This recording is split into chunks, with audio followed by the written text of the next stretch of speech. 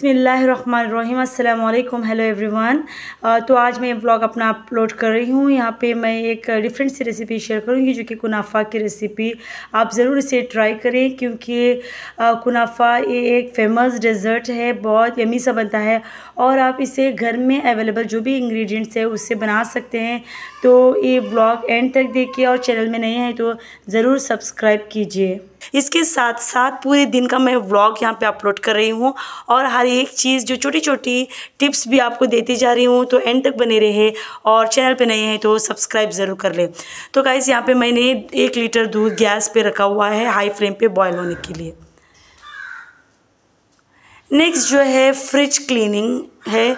मैं क्या करती हूँ कि जब भी मुझे कोई भी गंदा एरिया फ्रिज का दिखा तो मैं स्टार्ट हो गई फ्रिज क्लीनिंग। तो मैं यहाँ पे पूरी फ्रिज एक साथ क्लीन नहीं करती हूँ क्योंकि आपको पता है कि बच्चों में क्लीन नहीं हो पाता क्योंकि बच्चे तंग करते रहते हैं। लेकिन जो भी हिस्सा मुझे दिखता है उसके साथ साथ बाकी का 3/4 एरिया भी क्लीन हो जाता है। जैसे कि अभी मैंने दरवाज़ा ले लिया, मैंने सिर्फ एक ही हिस्सा निकाला लेकिन बाकी का भी साइड्स मैंने क्लीन कर लिया। तो एक साथ हम सोचेंगे कि फ्रिज हम क्लीन करेंगे तो ये नहीं होता, काम में इतना बिज़ी हो जाते हैं। तो एक साथ थोड़ा एरिया हम क्लीन करते जाएंगे तो इतना बोझ भी नहीं बनता। तो आप ज़रूर ये टेक्निक अपनाएं अपनी लाइफ में, तो चीज़ें उतनी ख़राब नहीं होगी जितनी कि बहुत सारी फ्रिजों को मैंने देखा हुआ है कि बहुत गंदी हो रही होती है और कहते हैं कि टाइम ही नहीं मिला करने के लिए। तो यहाँ पे मैं गैस के पास आ गई हूँ। तो देख सकते हो ये मलाई जमती है। इस तरह से मैंने 3 से 4 मरतबा मलाई इसकी निकाल ली है। फिर मैंने देखा कि इस तरह से दूध गाढ़ा नहीं होगा बल्कि दूध कम होता चला जाएगा। तो मैंने मलाई निकालना बंद कर दिया और फिर इसे मीडियम फ्लेम पे कंटिन्यू स्टिरिंग के साथ इसे थिक होने के लिए रखा। तो यहाँ पे देख सकते हो मेरा मुन्ना उठ गया है और ये उठने के बाद मेरा कोई भी काम करने नहीं देता। सबसे पहले ये क्या करता है कि स्टैंड खींचने स्टार्ट होता है।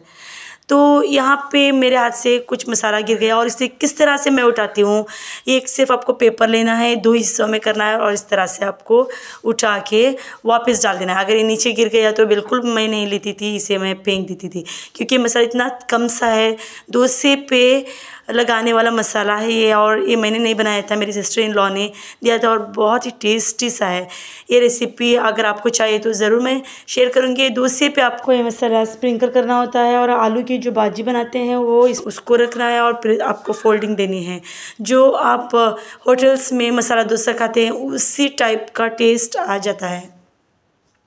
नेक्स्ट मैंने इन स्टोरेज को वापस फ्रिज के डोर पे लगा दिया और फिर मैंने धोया और इसे लगा दिया और उसके बाद इसको मैंने ड्राई किया और बाकी चीज़ें मैं यहाँ पे रख रही हूँ।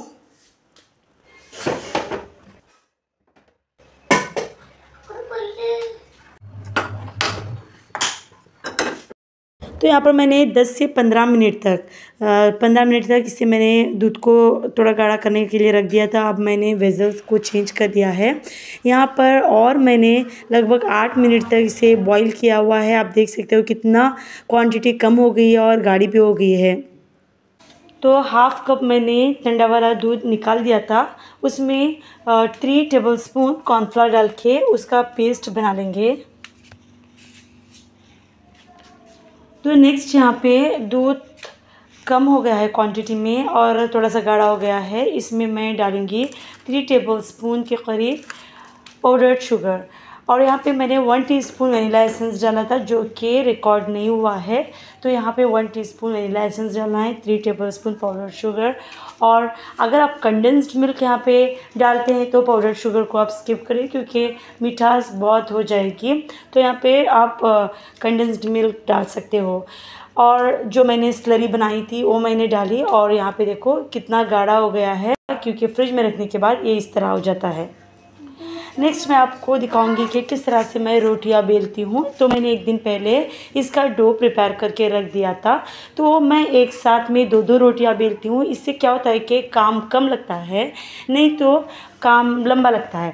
तो इसको बनाने का तरीक़ा आपने बहुत सारी वीडियोस में देखा होगा यूट्यूब की, लेकिन यहाँ पे मैं एक्चुअल तरीक़ा, आसान तरीक़ा बताऊँगी। तो यहाँ पे क्या करना है कि फ़र्स्ट स्टेप जब यहाँ पे पहुँचे तो इसे अलग करके मैदा दरमियान की तरफ डाल के फिर मैं थोड़ी देर इसे फ्लैट करूँगी।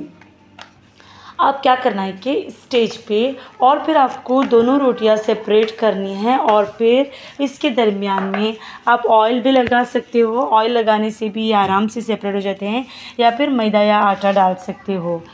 और दूसरी तरफ फ्राइंग पैन गर्म हो रहा है, जितनी बड़ी चाहिए उतनी बड़ी मैं यहाँ पे बनाऊँगी। और इस तरह बनाने से मुझे क्या होता है कि काम बहुत ही आसान लगता है।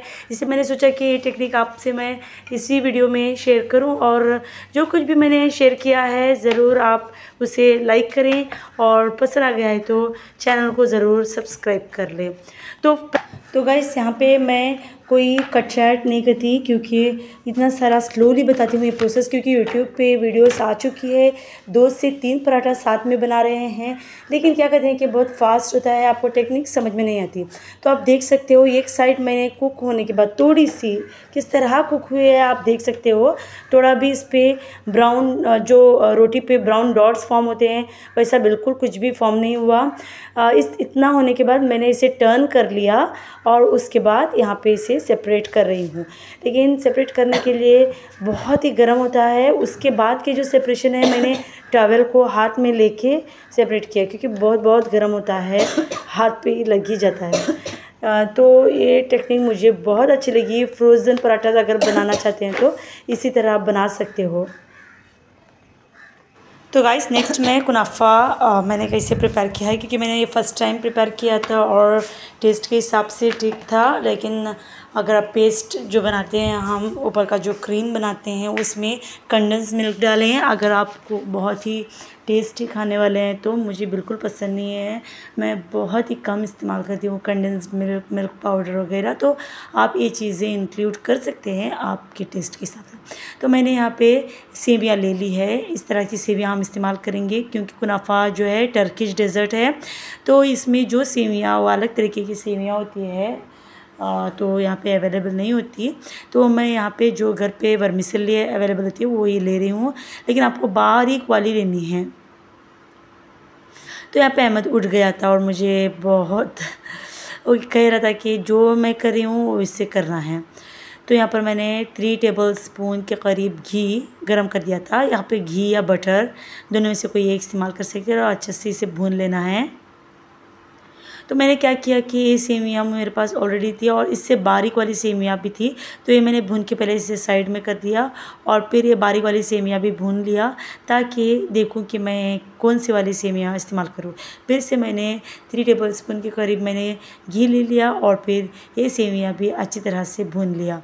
लेकिन यहाँ पे डिफरेंस क्या किया कि मैंने इन सेवियों में मैंने थोड़ा सा पाउडर्ड शुगर डाल दिया स्वीटनेस आने के लिए।